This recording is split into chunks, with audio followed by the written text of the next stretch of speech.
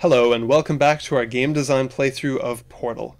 We're going to start where we left off last time, and that is Test Chamber 11, the beginning of Test Chamber 11. Now this is a pretty important test chamber as it is where, as you can see, we first get the full portal gun. We get access to the other half, and we can now place, once we get down there, place both halves of the portal, and this unlocks a whole new set of possibilities with what you can do with this game mechanic. Now, you should notice right away as you enter this sort of preliminary room that this looks an awful lot like a test chamber we've seen before. That is the test chamber where we got the first half of the portal gun, and we're able to use it on our own for the first time. That is that you come up here, you have a lookout room. You can't, I mean, you could immediately go down, but there's no obvious way to do so. The player is just drawn to this lookout area here. And so they come out here, there's this glass area barricaded off from the rest, and they can look down at the scene below and sort of see what's going on and see all the various parts of the puzzle sort of moving around and what they're doing. Again, there's glass over there, so you can see the pellet going back and forth, so you know you have to get in there in order to place the pellet in the receiver, which is out here. You can sort of just get a feel of everything. You can see the portal gun down below on the pedestal, very prominently placed, very obviously the centerpiece of the puzzle and where you need to go. They need to make this especially obvious because in most puzzles you are heading towards the exit of the puzzle. That is your end goal. However, in these two puzzles that have the portal gun, you have to get to the portal gun first, then to the exit. So the game designers had to make this excessively clear that you need to go to the portal gun first and then the exit. I mean, the exit's completely barricaded off for now until later. And that's why they have to make it, they have to put it on a pedestal, they have to put it like surrounded by places you can't, like that water where you can't go. Just make it obvious this is where you need to go look at this thing. And that's what they do with that.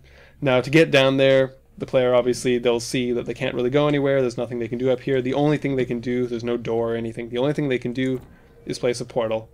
And they might have to wait a few rotations. All of the rotations, that one and that one, there's no portal placed there, all have water directly below them, so the player will see that this is not a legitimate place we can go, and they'll wait until the portal gun rotates around to here, which is the only place you can go, and then they'll end up down here. And now you can't actually go back up into the chamber where we were before. Now, what the user needs to do in order to solve the first half of the puzzle and get to the portal gun is get that pellet from inside that room there into the receiver here.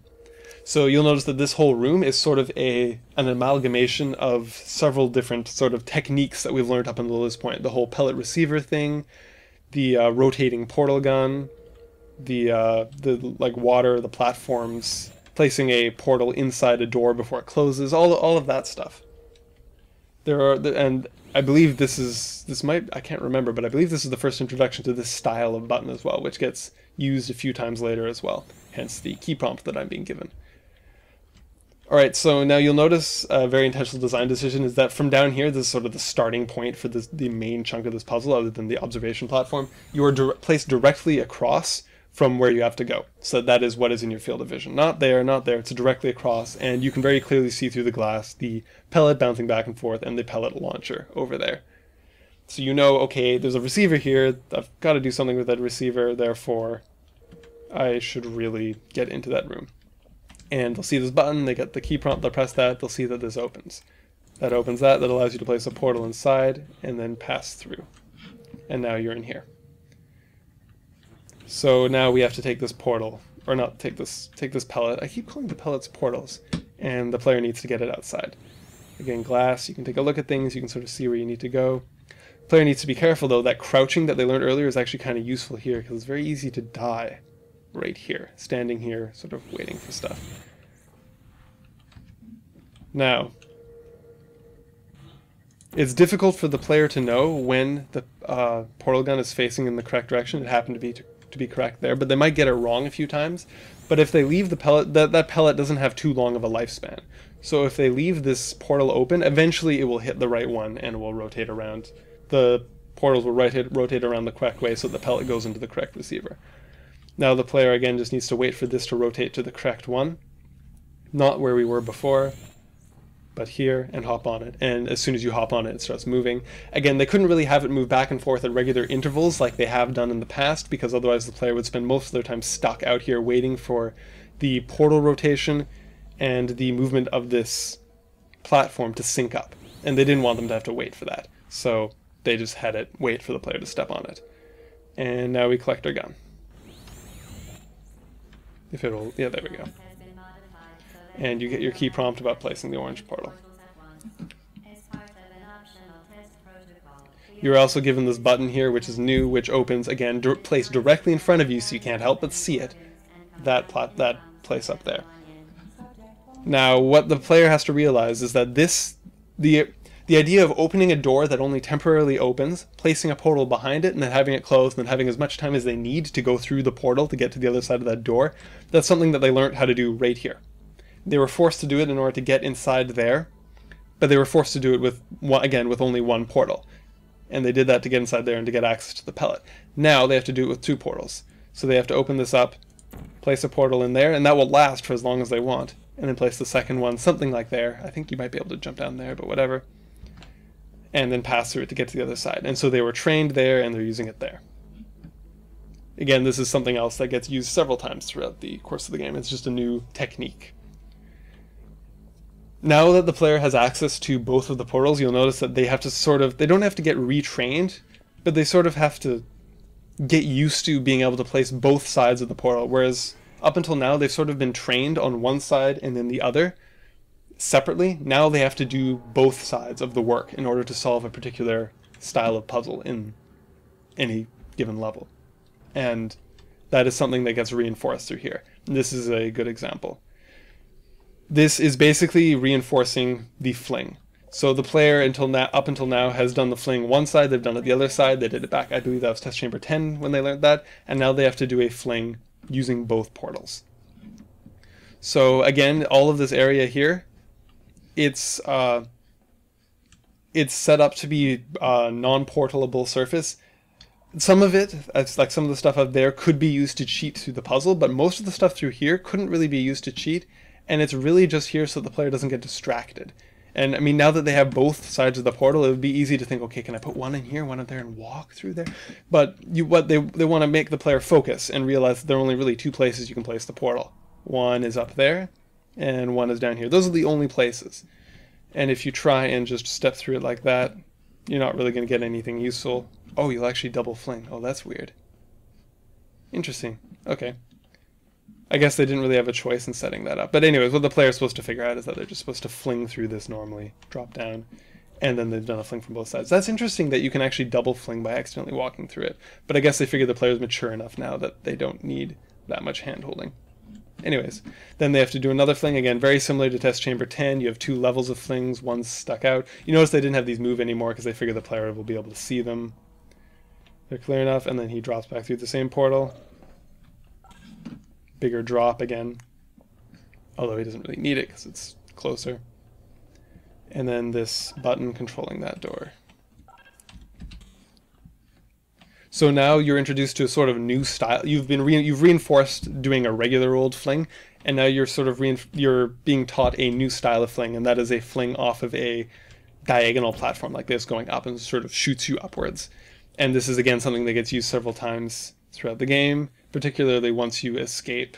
There's a section once you escape escape into the facility there's a puzzle that involves that very heavily. But that's a new style of fling that the player needs to learn. Again, all of this is very clearly non-portable except for that. And it starts flush with those other panels, and then it moves out and up to make it obvious this has moved. It draws your attention to it, makes it clear that, hey, this is probably somewhere you should put a portal. There's a reason this came out. And so the player puts one there. They don't really have anywhere else to go but to fling themselves again.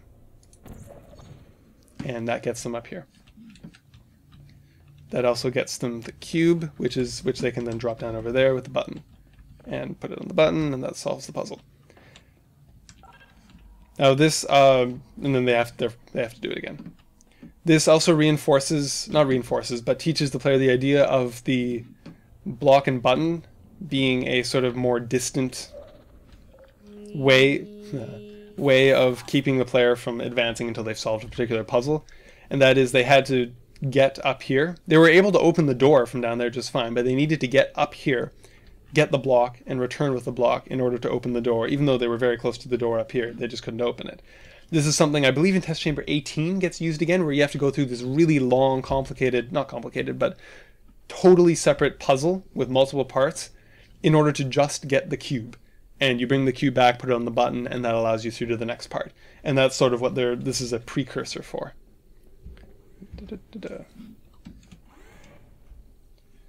So you'll also notice that as we start going through the puzzles, they start including like earlier on the puzzles included one, maybe two separate mechanics at the same time in any given chamber, and sort of focused on teaching the player that one thing.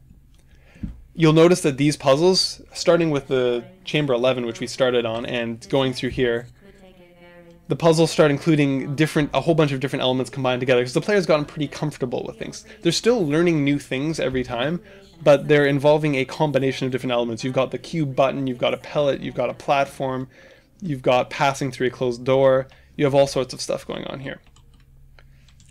Now, you'll see that there are two ways to solve this puzzle, but that comes a little later. First thing the player will probably do is again, cube button that's been nice and drilled in here. They'll know how to do that, they'll walk through here and they'll get this.